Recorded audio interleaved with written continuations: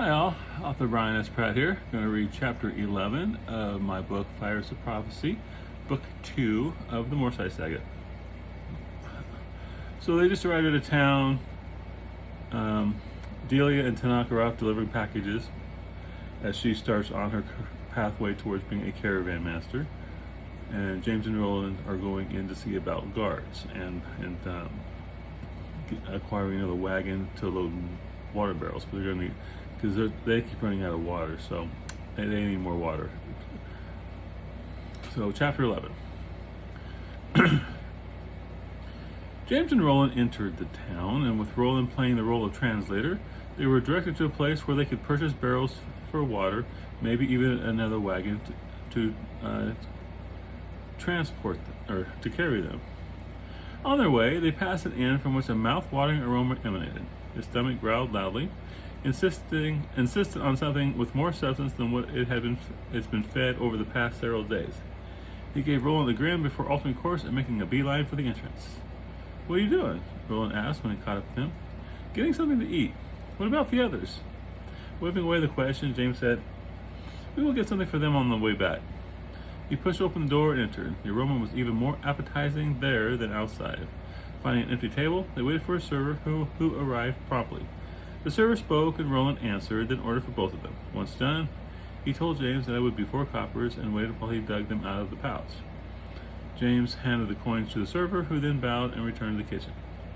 "I assume you wanted whatever made that delicious aroma?" Roland asked. "Absolutely. Good. That is what I did." They relaxed while they waited for their food to arrive. The people there, aside from their different language and attire, were really the same as those back in Cardry, just people. People were people no matter where you went. That's what his grandmother always said. And that's what I found to be true. The regular people tend to be just people. It's the people in charge who tend to be either good or bad. Or rather, tend to be bad. After a bit, the server brought 2 plates topped with several skewers of meat and vegetables, along with 2 mugs. The meat still sizzled. The server spoke briefly to Roland, then moved to another table. Keeping his voice low, Roland said, "You don't seem like merchants to me." James looked at him with a mouthful of food and didn't reply. "What is lowering his voice to a whisper, he asked, "mage doing running a caravan?" "It's rather complicated," James replied, and then took another bite.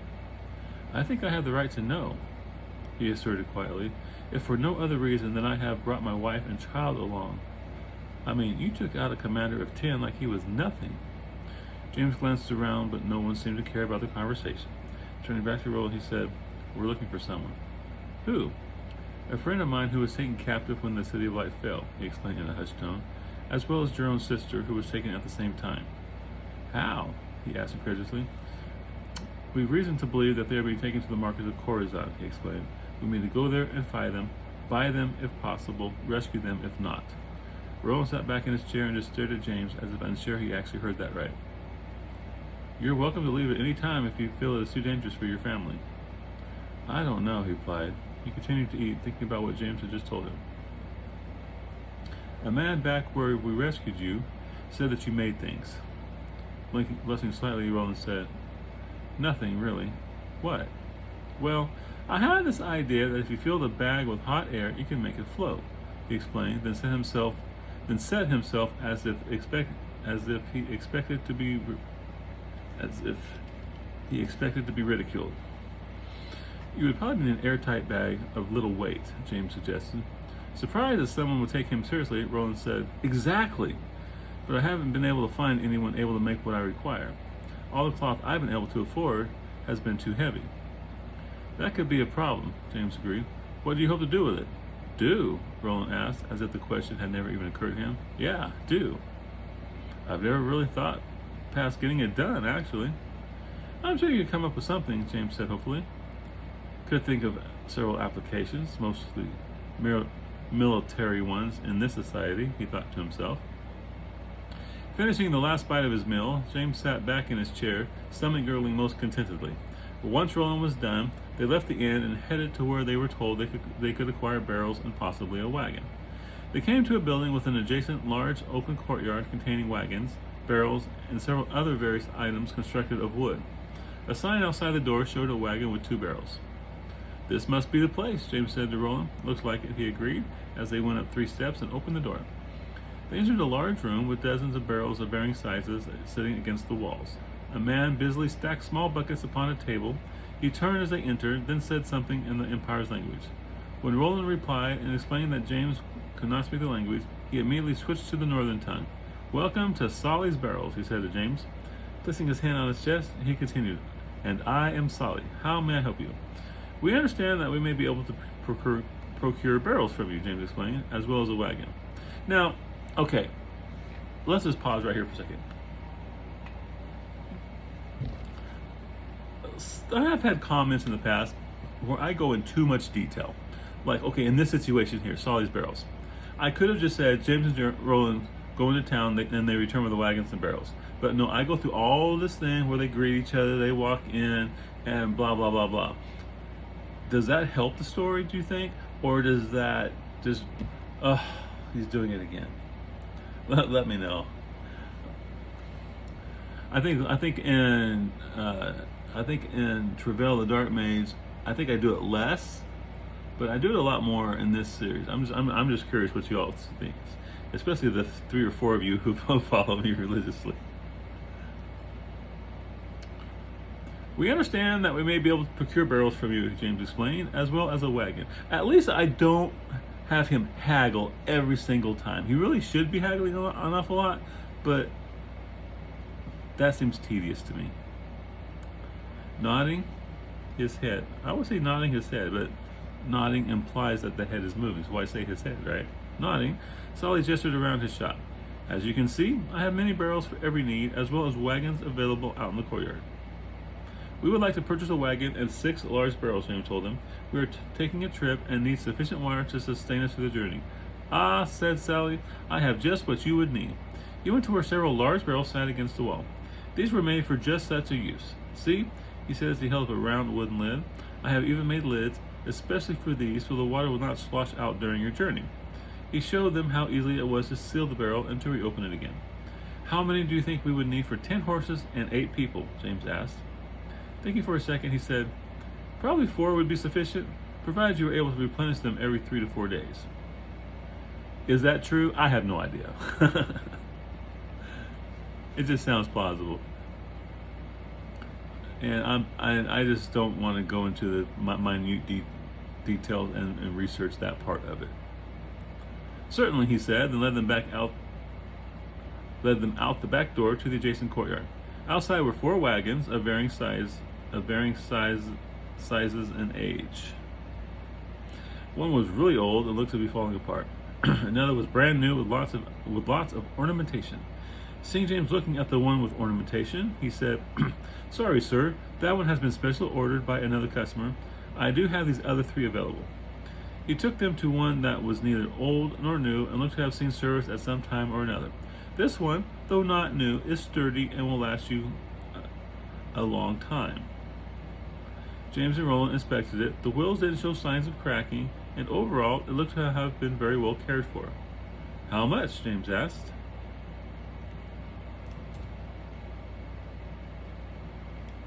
I have James ask Sally, but do you really need do I need to specify that? Because it is actually Sally's business. So I took Sally out. "How much?" James asked. "For the barrels and the wagon," he replied, placing his hand on his chin as if in contemplation. Yeah, like he probably couldn't tell you the price of everything in there. 10 golds. 10? James said in max shock, and then began what he really hated, haggling. Surely this wagon has seen better days. I would think 6 more than adequate for such a well-used wagon. 6, Sally exclaimed. Why not just steal it from me right now? With a look of outrage, he said, "Surely you could see that this wagon, though having been used, still has many, many years of reliable service remaining. I couldn't part with it for less than 9. James murmured as if contemplating the offer. Turning to Roland, he said, Wasn't there that merchant trying to sell his extra wagon for 7 over the caravansary?" I think so, yes, Roland said with a smile as he played along. 8, good sirs, and I'll throw in a couple buckets to help in the watering of your horses. James considered the offer for about a second and then glanced at Roland, who nodded. All right, 8 it is, he said, holding out his hand to clinch the deal. Beaming again, Sally took his hand and shook it firmly. Thank you, he said. When would you like to pick it up? We could just take it right now, James replied as he handed over the 8 golds. But you brought no horses, Sally said, taking the coins. Surely you two will be unable to pull it yourselves. James looked at Roland. How could we forget about horses? I hadn't, Roland explained, surprised that James had. I just thought you wanted to purchase the wagon first. Turning to Sally, he asked, where can I get a couple horses? There's a horse trader on the other side of town, a man by the name of Yaharan, he explained. Tell him that Sally sent you, and he will treat you fairly. Thank you, James replied. We'll do that. I will have everything loaded and ready upon your return, he assured them. Leaving Solly's barrels behind, they headed across town to find Yaharan. They continued down the main thoroughfare, asking directions from the locals. At one point, James caught from the corner of his eye someone who looked like Delia among the crowd. When he turned to get a better look, she was gone. Figuring he was just seeing things, he continued on, and they soon arrived at the horse trader's establishment.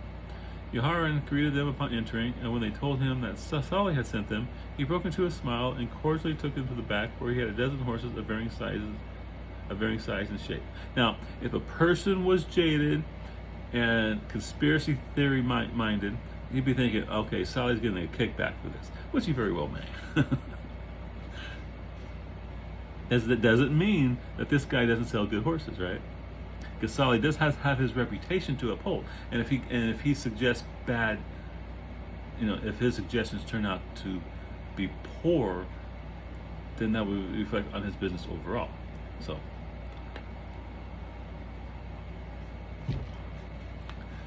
James explained their need, and he showed him 2 that would fit the bill perfectly. After some haggling, James handed over most of the remaining money, and they left with 2 fine horses. Yoharan, graciously enough, threw in the traces they would require to attach the horses to the wagon. He even went so far as to have one of his apprentices carry the equipment back to Sally's and help them with putting it on. Back at Sally's, he was pleased to discover that not only were the barrels awaiting them in the back of the wagon, but Sally had been nice enough to fill them with water. Hang on, I gotta rearrange this a little bit. Yeah. But Sally had been nice enough to fill them with water. With the apprentice's help, the horses were secured in the traces, and they gave him a couple coppers for his time before sending him back to his master. Sally waved a friendly goodbye to them as they pulled out of the yard, James at the reins. As they made their way through town, he saw a chandler's shop and stopped. He bought some much-needed supplies like better food than just travel rations and a couple ladles to use for getting water to drink from the barrels. Now with an almost empty coin pouch, they resumed their way back to the caravansary where the others waited. When they arrived, James was in for a shot. When they had left, there were 2 wagons. Now there were 4. 2 boys were also there with the others. As they rode up, Dilly came out to meet them before they reached the camp. Beaming like a cat that had eaten a canary, she said, "Good news!" "What?" She handed him a pouch heavy with coin. "While you were gone, Tanaka and I delivered a couple packages that were to be dropped off here." "How much?" 40 gold, 10 silver. "What about the other 2 wagons?" he asked as he nodded in their direction. "One of the merchants to whom we delivered a package needed to get a load delivered to Khorasan as quickly as possible," she explained. "When he learned we were headed there, he asked if his lads could tag along. Couldn't see any harm in it, so I agreed." She could see that he was dubious of the whole thing. Besides, he gave us an extra 4 golds. Beginning to see the advantage of having others with them, especially locals, he nodded and said, "Good job." She beamed back at him and walked alongside the wagon as he brought it to camp. Once the wagon was in position with the others, he got down and called Tanaka over to help with watering the horses. He came with Cassie holding his hand. They both smiled and beamed with happiness. "What's this?" he asked when he saw a new necklace around Cassie's neck. "Oh, I bought it for her while I was helping Dilly deliver the packages," Tanaka replied. "Isn't it beautiful?" Cassie asked as she held it up for his inspection. It was a gold, heart-shaped medallion with 2 small diamonds in the middle. He broke into a smile. "Yes, it is very nice." Glancing to Delia, he saw her grinning. He nodded, and then he and Tanaka proceeded to water the horses from the barrels using the 2 buckets Sally had given them. By this time, the sun had fallen below the horizon, and James took out the food bought earlier in town. Everyone was glad to have a break from travel rations and set to with gusto. While they ate, James spied Alim, the caravansary master, walking off in the distance. If you don't remember, he was the guy who greeted them on arrival and scammed the silver out of them. He watched as he greeted another caravan and scored more coins. He just shook his head and chuckled to himself, able to see the humor of it when it was not happening to himself. The two lads who drove the other wagon stayed off by themselves, apparently having brought their own provisions. During the meal, Dilly asked, "Weren't we planning on hiring guards?" Having totally forgotten about it while trying to hide the fact, he said, "We sure were. Roland and I were planning to return to town after dinner and hire some." He looked over to Roland and asked, "Right?" With a slightly confused look on his face, Roland said, right? "How many do you think we'll need?" Jerome asked. "Maybe 8 or 10, James guessed. "Depends on how much there'll be." Finishing his meal, he stood and said to Roland, "If you're ready, let's go." Roland got up, gave Ezra and Archie a kiss goodbye, and then joined James as he walked back to town. "He forgot, didn't he?" Tila asked Delia after James and Roland had moved out of earshot. "Probably," she agreed as he watched them walk back to town. On their way, James asked Roland, "Where would be the best place to hire guards?" "There's usually a guild hall or some other place where merchants contract for guards," he explained. "We just have to know where to look or who to ask."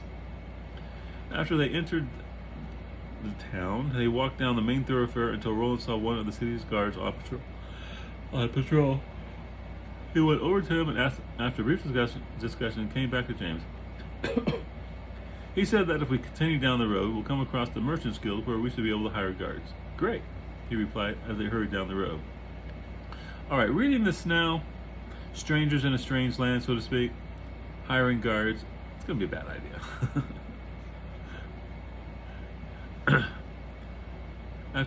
Because you're hiring people you don't know to guard you, and if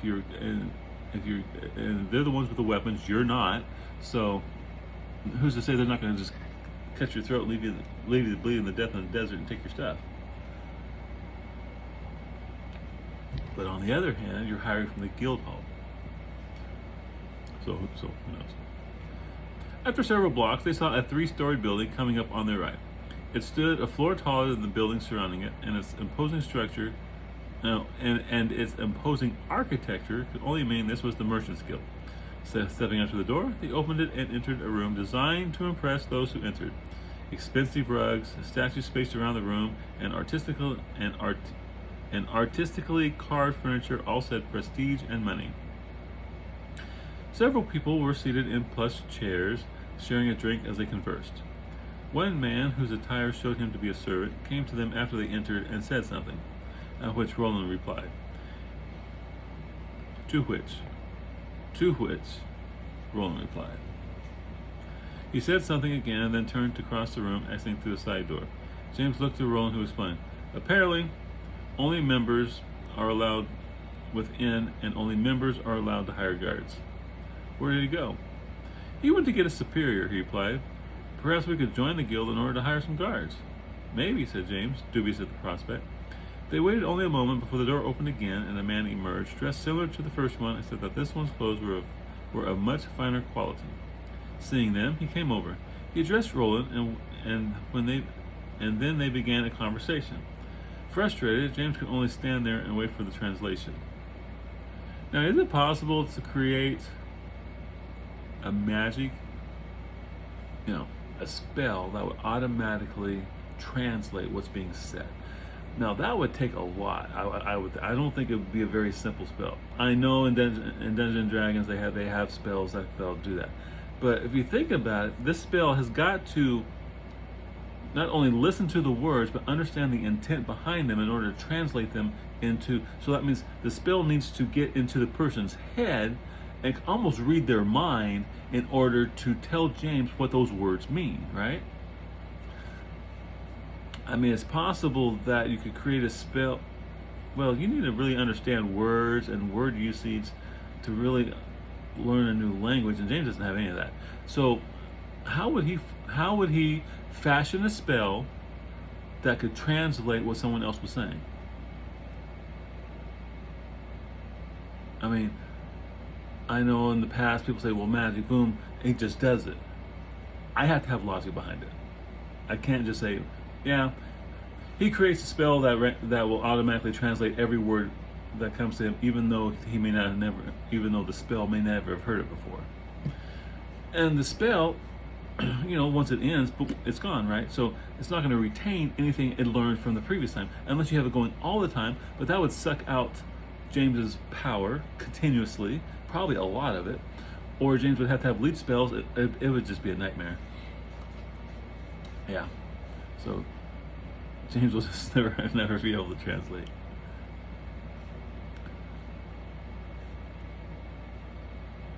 Yeah, I don't think so. I'll have to think about that.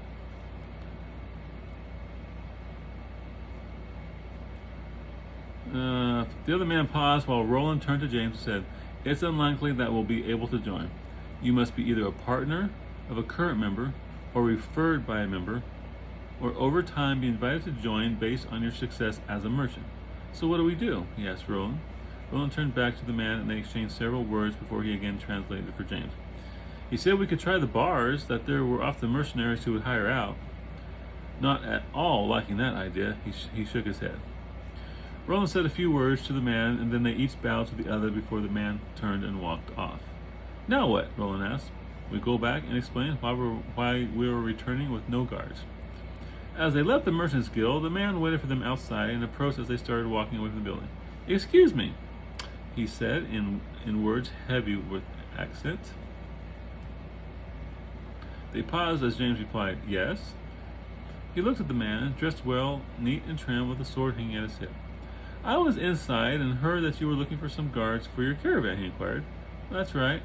My fellows and I have just finished a contract that wasn't renewed with a merchant here in the city," he explained, "and we currently find ourselves looking for other work. If you are still in need of guards, we are available." "Just a moment," James said to him as he pulled Roland aside. "What do you think?" he asked in a whisper. "I don't know. It just doesn't feel right." James nodded in agreement. "I feel the same way." Turning back to the man, he said, "Actually, we really don't need your services right now, but thank you for offering." "As you will," the man said. Apparently, I was mistaken. Bowing, the man turned and walked away, disappearing into the crowd. Once the man was gone, they resumed making their way back to their camp at the caravansary. When they arrived, Dilly asked, "Where are the guards?" "You have to be a member of the Merchants Guild in order to hire any through them," James explained. "So, we will do the best we can without them." Dilly handed him a sack. Opening it, he saw a sling and 20 iron slugs within. "What's this for?" he asked. "So when you do your thing with the stones, it won't seem so," she explained, pausing momentarily, "magical."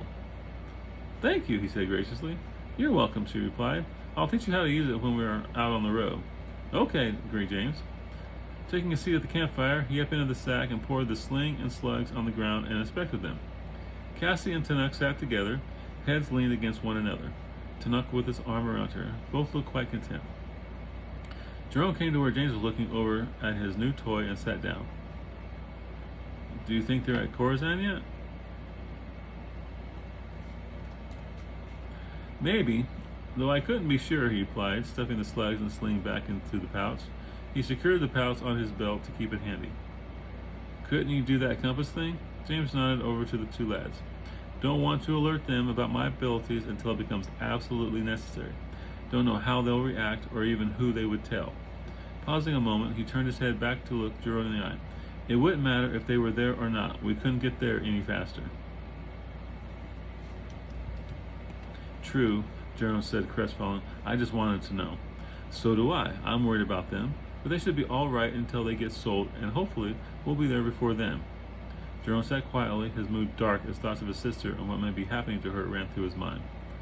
Not too long after they turned in, the two lads slept beneath their wagons, while the rest of the group stayed together around the campfire. All right, and that's chapter 11.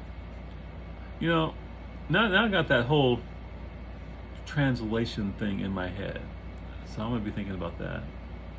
I mean, if I can actually figure that out, that might be something James will pull out of his hat later on, maybe. But I just don't see how that would work. I think, because you need to know something, you need to understand fully what you're trying to accomplish before magic can do what you want it to do. And you can't just say translate, because the words come out and then the spell hears the words, but the spell doesn't necessarily know what the words are, just the sound of them, right? Because you need to get into someone's head and understand what they mean when they're making those noises. Noises being the words. Maybe I'm overcomplicating this, but this is how James would come at it. This is how James is going to think of it. So this is how the magic that James would do would be reflected in it. Oh, anyway, philosophical debate at the moment. So that was chapter 11. Do chapter 12 next. You know, I haven't had one subscriber in a week to my channel. I'm just not that exciting. It's hard when you're up against puppies and kittens and and stuff. I mean, over my YouTube channel, I get followers, you know, almost daily, and you know, everything I post there, boom, 500 views, boom, 600 views, boom, 700 views, right? One of them has like 26,000 views already. Here, 24 hours goes by, 4, 10 maybe, 10 on a good day. I mean, ultimately they'll get over double digits, but it takes a while. It's a little discouraging, yes, but I'm still having a good time doing it. And the few of you who are following me and commenting, you keep me going, and I appreciate that. But if you haven't already, like everything I do, comment on everything I do, share everything I do. That'll get it out there. Maybe we can get more people interested in what I do. Y'all take care.